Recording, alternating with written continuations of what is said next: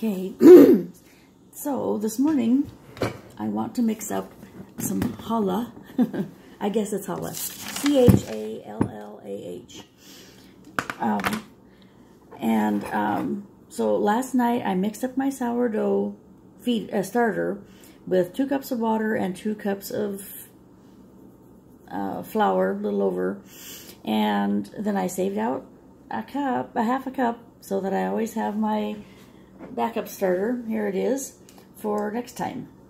And next time I want some, I will take this starter and I'll mix it with 2 cups of water, 2 cups of flour. Actually, it might be a little less water than that.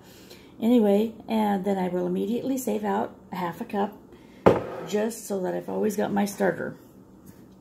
Okay, so I've got my starter here, and I think you can see it. Not sure how well, but there it is. You can see it's all bubbly and nice. And to that, I'm going to add about 1 1/4 cups of water. Just room temperature or slightly warm is fine. I'm going to add, sorry, should have measured this out earlier.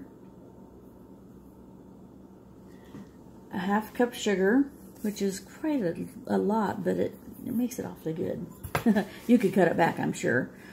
A tablespoon of salt, which I have my teaspoon here instead of my tablespoon, so I'm going to do 3 of these. And salt is important in sourdough. It makes a difference in your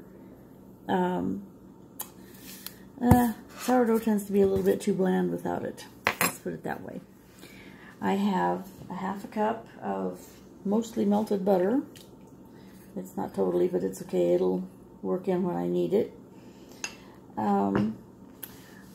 Okay, so I've got water, sugar, salt, butter, and eggs. Technically, I'm supposed to put more eggs in, but I didn't realize I was so low on eggs. I only have 2, but I'm going to do it just with that. I know it works with less, because the other day I totally forgot to put them in all together. And it came out beautifully. It was just not quite as, it was more just like regular sourdough bread, which is great too. Okay, there's that. So I'm going to mix those around some, just loosely. And one of the things you want to always do with sourdough is to do it fairly lightly. I need to break up those eggs a little better, and it might do to break those eggs up before you put them in. I don't know. I never bothered. I don't do all the extra little stuff if I can help it, because I like to spend time doing fun stuff in the kitchen. Okay, now I'm going to add flour. I'm going to start with 2 cups. Probably is going to take more, but that's what I'm going to start with.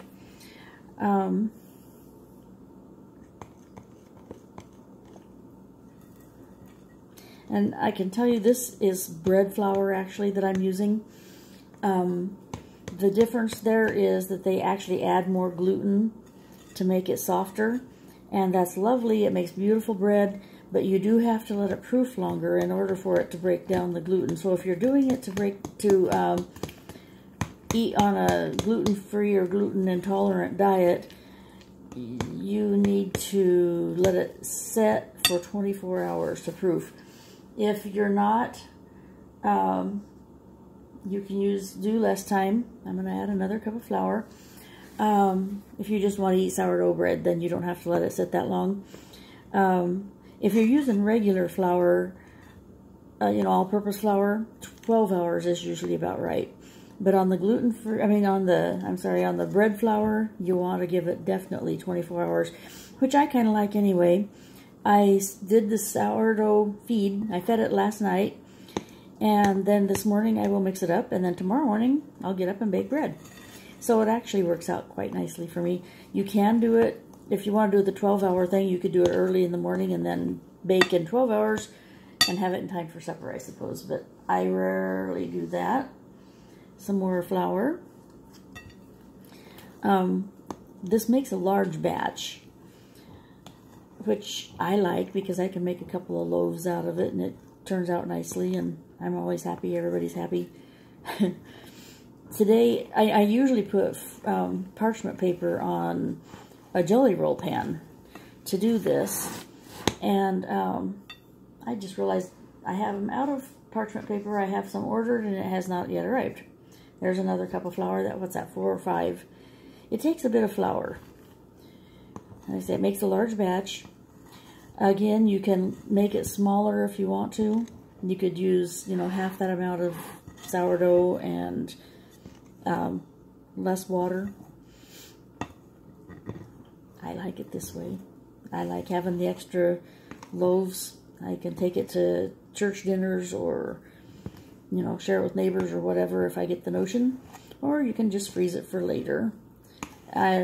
I do know that you don't want to let sourdough, at least homemade sourdough, sit for long periods of time on the counter, because it will, yeah, I don't know, it just kind of gets more sour, and it just doesn't have as good a flavor, I don't think.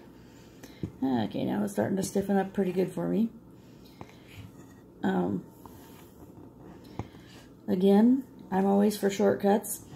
When I get ready to knead this bread, I'm going to leave it right in the bowl and knead it right there in the in the bowl. I can tell you that this is going to be too big for just this one bowl.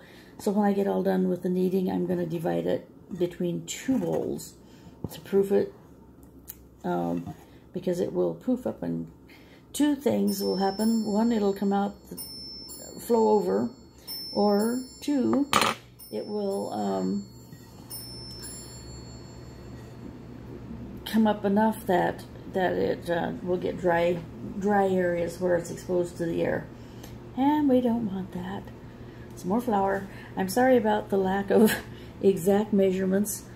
Unfortunately for everybody who wants a recipe, you kind of have, that's why I'm doing video. Unfortunately, I don't do, I cook more by my senses. I use sight, smell, taste. Funny story, my granddaughter was over making bread with me, and one time she wanted to taste sourdough starch, so she did, and it was one that I hadn't used in a while, and it was pretty sour. Yeah, she wasn't impressed. Got a picture of her making a great face. Now this takes a few minutes of kneading. Generally, I would say probably close to 5 minutes that I'm going to have to knead this. You can see it's starting to form a nice dough here. It's still sticky, so got to keep working. What you want to do is work in enough flour that it's still soft, but not sticky. Because if it's sticky, the sourdough as it sits there, it's going to get softer. And if it's too sticky, then tomorrow when I go to bake it, it will be hard to handle, and it will spread out too much because it's got too much moisture in it. A little flour in the bottom there. It needs stirred in.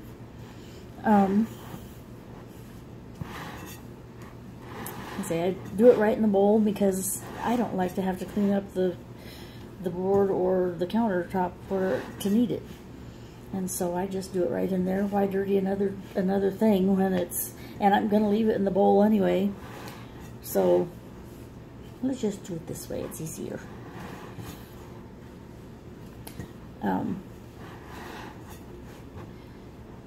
You can make so many things with sourdough. It's just amazing. I make the challah. I make just regular bread, which actually I've decided this recipe with a little less sugar and no eggs just makes the best bread ever. You can make, I make what's called a Swedish ring. That's a Christmas bread that works wonderfully out of it. If you're going to make something like pancakes, you need to do one of 2 things. You need to mix up your batter and let it sit all night before you use it, you know, at least 12 hours or 24 depending on your flour. Or you need to just go ahead and use gluten-free flour with it if you're sensitive to the gluten. I don't know about whole grains, you know, as far as like whole wheat or anything like that. I used to make it with sourdough. I haven't in a long time because I don't know if it breaks it down enough, and I'm not willing to risk the stomach ache to find out. So I need to check into that. That's something I would like to find out. Okay. Yeah, still a little bit sticky. I probably need to put just a little bit more flour in there. But it's pretty close. Just pretty close. I taught my grandkids to cook. I taught them that you slap your bread. And if it doesn't stick to you, then it's got enough flour. Generally, that's the same rule with sourdough, except I like it to be just a little bit drier after that. I add just a little bit more after it passes the slap test. They tease me about slapping my bread, but it just proves to be a good test. Okay, again, I've about got it here, and I think that's pretty good. And as you see, it's a soft dough, but it's not, but not at all sticky.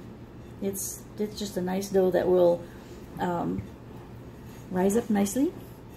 Now all I'm going to do with that then is I will take a paper towel or two and put over here, and I will spray them with a spray bottle to keep some moisture in there, and then I'll lay a kitchen towel over that.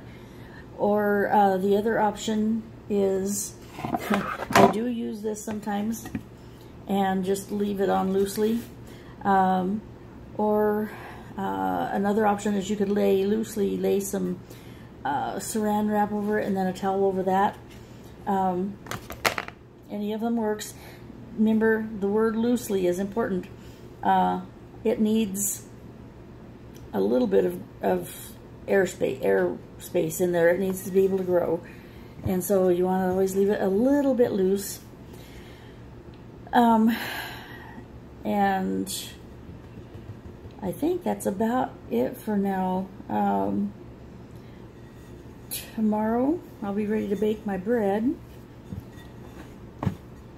So I guess I'm going to have to, like I say, this is pretty big in this bowl. And so I'm going to have to split it and put it in 2 bowls, because when it rises, it's going to rise a lot.